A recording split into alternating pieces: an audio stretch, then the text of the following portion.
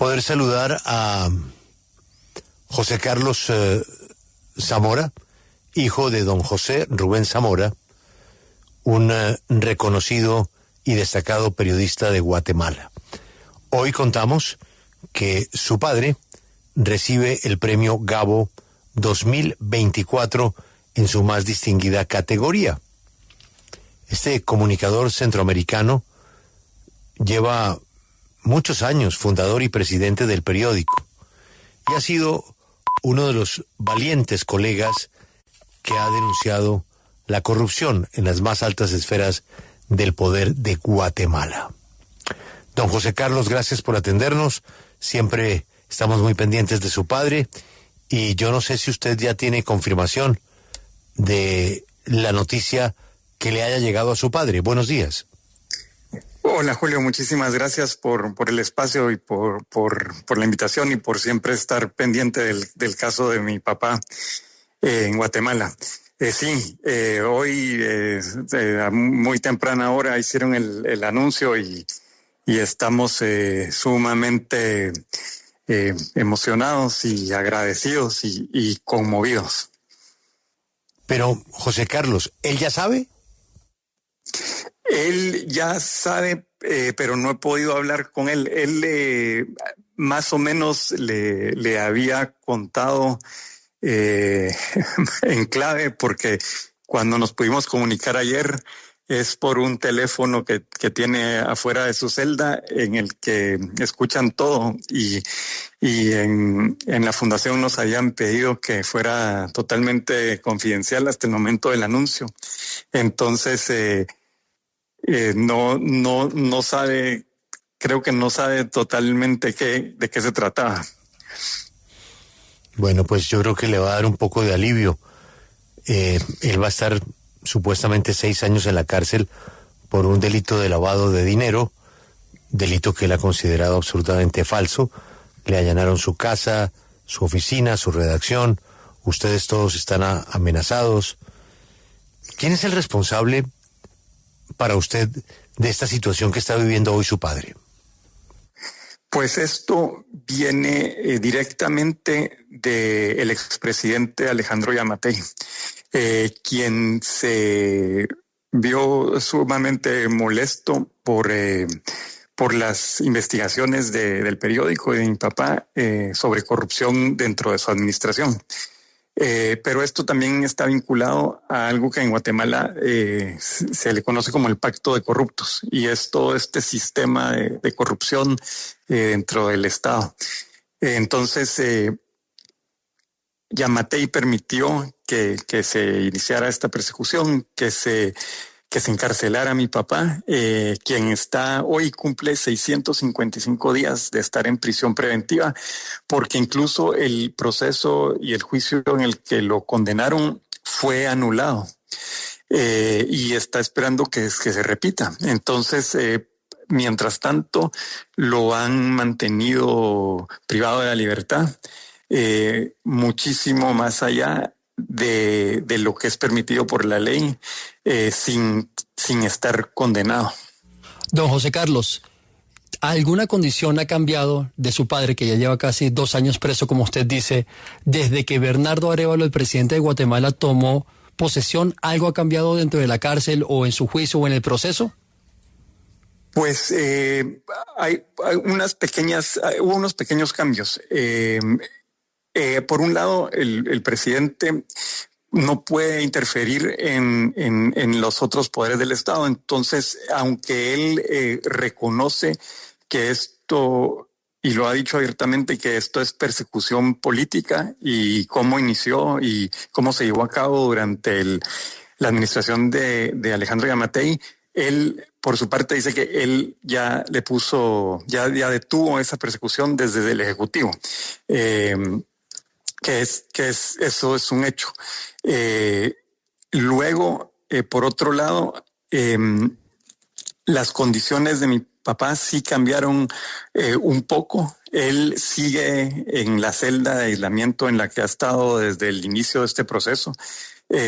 Condiciones son sumamente precarias y que bajo estándares internacionales incluso pueden ser consideradas tortura. Pero con el cambio de gobierno le pusieron una regadera con agua caliente. Antes solo tenía agua fría y luego, aunque está en esta área aislada y está en una celda de castigo, tenía solo 1 hora al día de sol. Ahora él puede salir al sol cuando quiera. Entonces, esos dos cambios le cambiaron la vida drásticamente. Y en algún momento le preguntaron si él quería mudarse a otra sección de la prisión, pero él dijo que no podía aceptar eso porque él ha criticado a cualquier persona que está en condiciones de comodidad en la prisión y que él no por principio no podía estar en ningún otro lugar. Don José Rubén, nuestro actual ministro de la Defensa, Iván Velázquez, fue integrante de una comisión de altísimo nivel para desenmascarar la corrupción en Guatemala. Eso fue hace muchos años. Y todo el esfuerzo que hizo él, el riesgo que corrió, más su equipo de investigadores, pues dejó al descubierto un hecho inocultable que venía de la mano del trabajo que también hacía la prensa. Pero han pasado muchos años. ¿Por qué las cosas no cambian en Guatemala? Bueno, lo que ocurre es que detrás de todo está este pacto de corruptos, que es básicamente el crimen organizado enquistado en el Estado. Hubo ese esfuerzo muy importante por combatir la corrupción y en ese proceso se combatió la corrupción en todos los distintos sectores.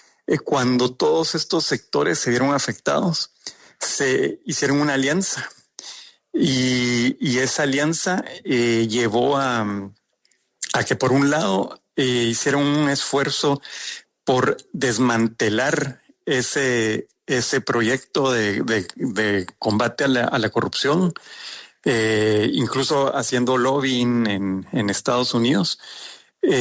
Y por otro lado, no les bastó con desmantelar ese esfuerzo, sino que además querían vengarse. Y es ahí donde empiezan con la persecución política de cualquier voz crítica o cualquier persona que consideran oposición, incluyendo los periodistas. Y es así como vemos que en la administración anterior, algo que no pasaba desde épocas de las dictaduras, hay alrededor de 200 guatemaltecos en el exilio, entre ellos los jueces más honorables que combatieron corrupción, fiscales de los mejores que combatieron la corrupción y periodistas y activistas. Y todos los que no se fueron están enfrentando procesos y en prisión en Guatemala. Y el caso de mi papá es el caso emblemático en contra del periodismo. Pareciera que lo único que queda ahora es la intervención de instancias internacionales. Ustedes ya han escalado este caso de su padre ante estas instancias. ¿Cómo va este proceso y es la única esperanza que les queda? Pues son dos procesos en paralelo. Uno es el derecho interno y ese va avanzando. De hecho, mañana hay una audiencia importante en la que se pide que revisen sus medidas sustitutivas. Eso podría hacer que esté más cerca de poderse defender en libertad. Y en ese proceso interno también esperamos que en algún momento su caso pueda llegar a jueces decentes, imparciales, que hagan su trabajo apegado a la ley. De ser así, sabemos que lo van a absolver y dejar en libertad. En paralelo está ese proceso que menciona de internacional, y ahí justamente la semana pasada se envió la petición de fondo ante la CIDH, la Comisión Interamericana, con la que también se busca una resolución que demande y exija que el Estado de Guatemala lo libere.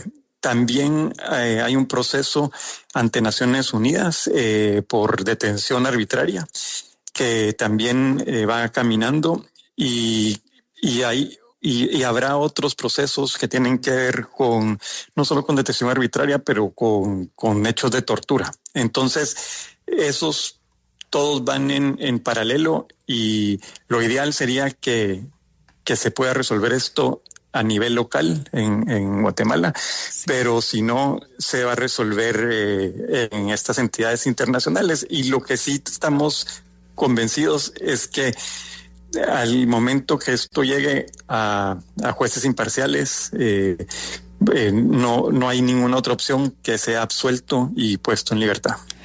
José Carlos, además de la CIDH y siguiendo en esta línea, ¿cómo ha sido el acompañamiento de la Relatoría Especial para la Libertad de Expresión? ¿Ellos los han seguido acompañando en este caso de su padre?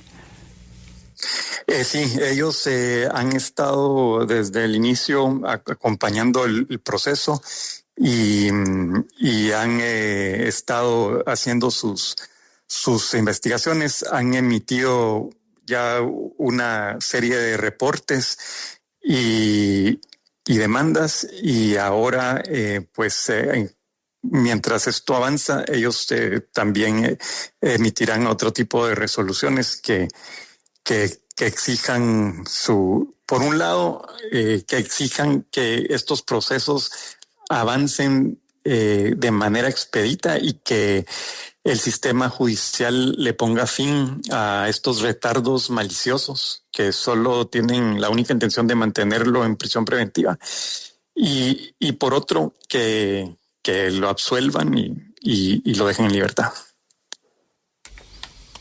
Pues señor Zamora, un saludo, toda la solidaridad, y ojalá su padre pueda celebrar muy pronto con ustedes este premio.